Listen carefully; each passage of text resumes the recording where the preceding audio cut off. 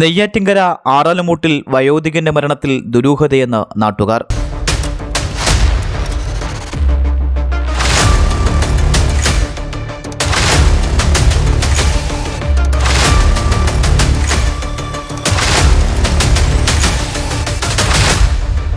ആറാലുമൂട് കാവുവിളാകം വീട്ടിൽ 81 വയസ്സുള്ള ഗോപൻ സ്വാമിയുടെ മരണത്തിലാണ് ദുരൂഹത ഉന്നയിച്ച് നാട്ടുകാരിൽ ചിലർ രംഗത്തെത്തിയിരിക്കുന്നത്. ഗോപൻ സ്വാമിക്ക് 3 മാസങ്ങൾക്ക് മുമ്പ് രോഗം ബാധിക്കുകയായിരുന്നു. തുടർന്ന് നാട്ടുകാരിൽ ചിലരോടും വാർഡ് മെമ്പറോടും താൻ മരണപ്പെടുമ്പോൾ തന്നെ സമാധിയാക്കണമെന്നാണ് അറിയിച്ചിരുന്നത്. ഇതേപോലെ തന്നെയാണ് കുടുംബക്കാരോടും സ്വാമി അറിയിച്ചിരുന്നത്. മരണപ്പെട്ടതിന് ശേഷം ഈ സ്ഥലത്ത് സമാധിയാക്കിയതിനു ശേഷം മാത്രമേ നാട്ടുകാരെ അറിയിക്കാൻ പാടുള്ളൂ എന്നായിരുന്നു ഗോപൻ സ്വാമി മക്കളോടും ഭാര്യയോടും പറഞ്ഞിരുന്നത്. അന്ധവിശ്വാസത്തിന്റെ പേരിലാണ് ഇത്തരത്തിൽ കുടുംബക്കാരോട് പറഞ്ഞതെന്നാണ് പലരും പറയുന്ന അഭിപ്രായവും. കഴിഞ്ഞ ദിവസം രാവിലെ 11 മണിയോടെ ഗോപൻ സ്വാമി മരണപ്പെട്ടതായാണ് അറിയുന്നത്. തുടർന്ന് രാത്രി തന്നെ മരണാനന്തര ചടങ്ങുകൾ നടത്തുകയും ചെയ്തു.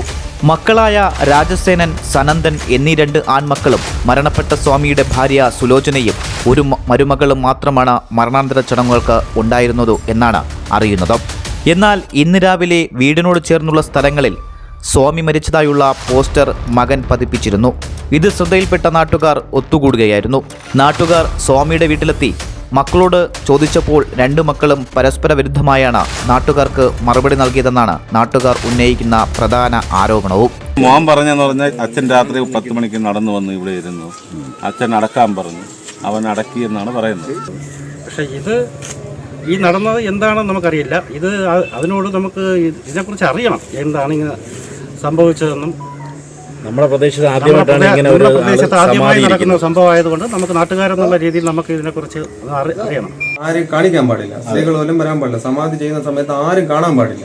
അപ്പൊ ആരും കാണാൻ പാടില്ലാത്തതുകൊണ്ട് അച്ഛൻ തന്നെ നേരത്തെ നമ്മളടുത്ത് പറഞ്ഞിട്ടുണ്ടായിരുന്നു, അങ്ങനെ ആരെയും കാണിക്കരുത്, ഇന്ന രീതിയിൽ എനിക്ക് സമാധി കർമ്മങ്ങൾ ചെയ്യണം, സുഗന്ധദ്രവ്യങ്ങൾ, ഭസ്മവും കർപ്പൂരം ഇട്ട് ഇന്ന രീതിയിൽ എന്നെ പൂജാതി കർമ്മങ്ങളൊക്കെ ചെയ്തു വേണം ഓരോന്ന് ചെയ്യാനെന്ന് പറഞ്ഞ് സമാധി ചടങ്ങുകൾ മൊത്തം എനിക്ക് പറഞ്ഞു തന്നെ അച്ഛൻ.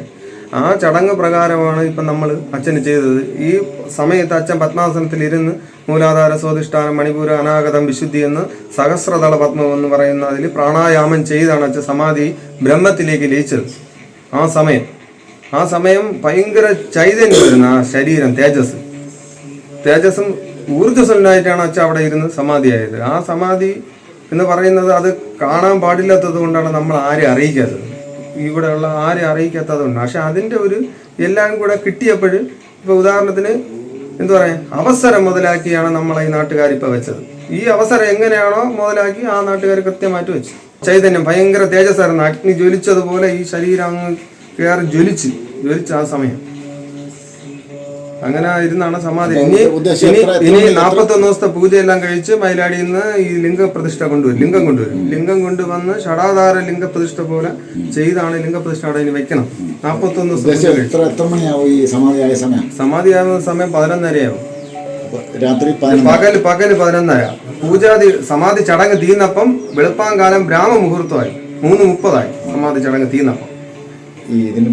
അതായത് വ്യാഴാഴ്ച 11:30 ഏഎമ്മിന് 11:30 ഏഎമ്മിന് കൃത്യമായിട്ട് അച്ഛൻ സമാധിയാകുന്നു. സമാധിയായി അതിൻ്റെ പൂജാതി കർമ്മങ്ങളും സമാധി ചടങ്ങുകളെല്ലാം കഴിഞ്ഞ് തീർന്നപ്പോഴത്തേക്കും തിരിച്ച് നമ്മളെ രാത്രിയിലോട്ട് പോയി രാത്രിയുടെ യാമം തീർന്ന് പിന്നെ പുലരാനുള്ള 7:30 നാഴിക കിടക്ക ബ്രാഹ്മ മുഹൂർത്തമായ 3:30 സമാധി ചടങ്ങുകളും തീർന്ന് പൂജാതി കർമ്മങ്ങളെല്ലാം കഴിഞ്ഞാൽ. എന്നെ ഇന്ന് രാവിലെ 9:15 വിളിച്ച് പറഞ്ഞു അദ്ദേഹം സമാധിയായി. അപ്പോൾ ഞാൻ വിവരം അന്വേഷിച്ചപ്പോൾ പറഞ്ഞു ഇന്നലെ പകല് അദ്ദേഹത്തിന് സമാധി സമയമായി എന്ന് പറഞ്ഞു. അതിൻ്റെ ആചാരകർമ്മങ്ങളൊക്കെ ചെയ്തു. അപ്പോൾ രാത്രിയിൽ 11 മണിയോട് ഇവിടെ ഈ സ്ഥലത്ത് വന്നിരുന്നത് സമാധി. എന്നോട് മുമ്പൊക്കെ വരുമ്പോൾ പറയും ഞാൻ എൻ്റെ ഇത് സമാധിയായിരിക്കും എന്ന് പറയുമായിരുന്നു. അപ്പോൾ ഇത് സമാധിക്ക് വേണ്ടി കെട്ടിയ ഒരു സ്ഥലമാണ്.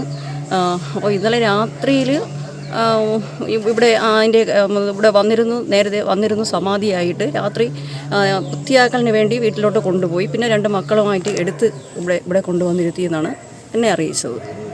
ഇവിടുത്തെ ചടങ്ങ് കഴിഞ്ഞിട്ടാണ് കൗൺസിലർ അറിയിച്ചത്? അതെ, അവരത് ഈ ചടങ്ങുകളായതുകൊണ്ട് എന്തോ പൂജാവിധികളായതുകൊണ്ട് പുറത്ത് പറയണ്ടെന്ന് നേരത്തെ പറഞ്ഞിരുന്നു, പിതാവ് പറഞ്ഞിരുന്നു എന്നാണ് പറയുന്നത് സ്വാമി. പിന്നെ അതോടനുബന്ധിച്ച് സമാധിയായി എന്നുള്ള ഒരു നാട്ടുകാരറിയാൻ വേണ്ടി ഒരു നോട്ടീസും ഒട്ടിച്ച് ആ രീതിയിലാണ് സമാധിയാവുമെന്ന് പറഞ്ഞിട്ടുണ്ടായിരുന്നു. പക്ഷേ സമാധി ആയ സമയത്ത് എന്നെ അറിയിച്ചിട്ടില്ല. ഇന്ന് രാവിലെയാണ് അറിയിച്ചത്. ഇതേ തുടർന്നാണ് മരണത്തിൽ ദുരൂഹതയെന്ന് നാട്ടുകാർ ആരോപിച്ച് നെയ്യാറ്റിങ്കര പോലീസിൽ വിവരമറിയിച്ചത്. നെയ്യാറ്റിങ്കര പോലീസ് സ്ഥലത്തെത്തി അന്വേഷണവും ആരംഭിച്ചു. GTV news Neyyattinkara.